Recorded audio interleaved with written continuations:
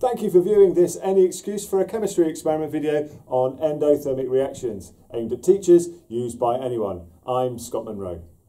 In this video, I will demonstrate the temperature change when barium hydroxide reacts with ammonium chloride.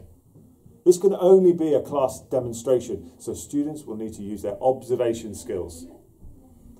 It'll fit into your scheme of work at Key Stage 3 in the chemical energy topic, and at Key Stage 4 to introduce energy transfers during reactions, or reaction profiles. As a starter exercise, I would ask students to state the form of energy stored in chemicals, and where the energy in those chemicals is stored. Here is a suggested technician's list for this experiment.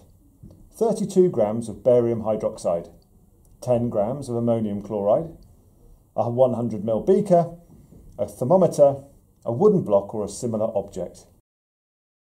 Both ammonium chloride and barium hydroxide are harmful if swallowed.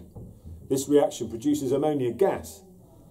You can use correct smelling techniques, but avoid inhaling. Follow the CLIAP safety advice. Pour a few drops of water onto the wooden block.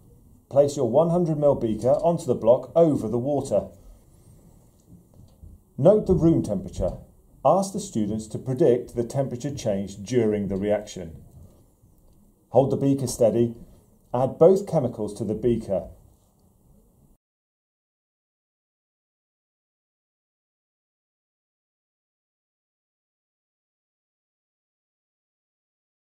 Using the thermometer, start stirring. The students will start to notice a change in the state of matter. At this point, ask them to consider their prediction. Are they going to change? After a short time, the temperature will have dropped sufficiently to freeze the beaker to the wooden block. You can ask your students to read the thermometer and touch the outside of the beaker, but they're not to stir the contents. Ask your students to explain how they knew a chemical reaction was taking place.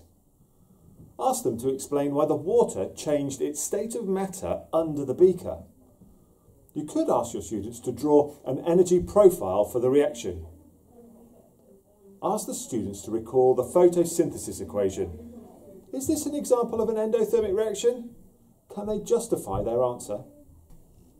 After this demonstration, students could investigate other endothermic reactions. Perhaps the citric acid and sodium hydrogen carbonate reaction? I'd ask my students to eat flying saucer sweets for their homework and get them to record their observations.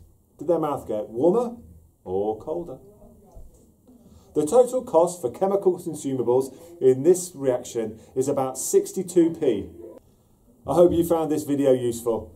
Please like it by clicking the thumbs up button, post a comment, subscribe to Any Excuse for a Chemistry Experiment. Lots more videos to come through the year. Thank you very much and goodbye.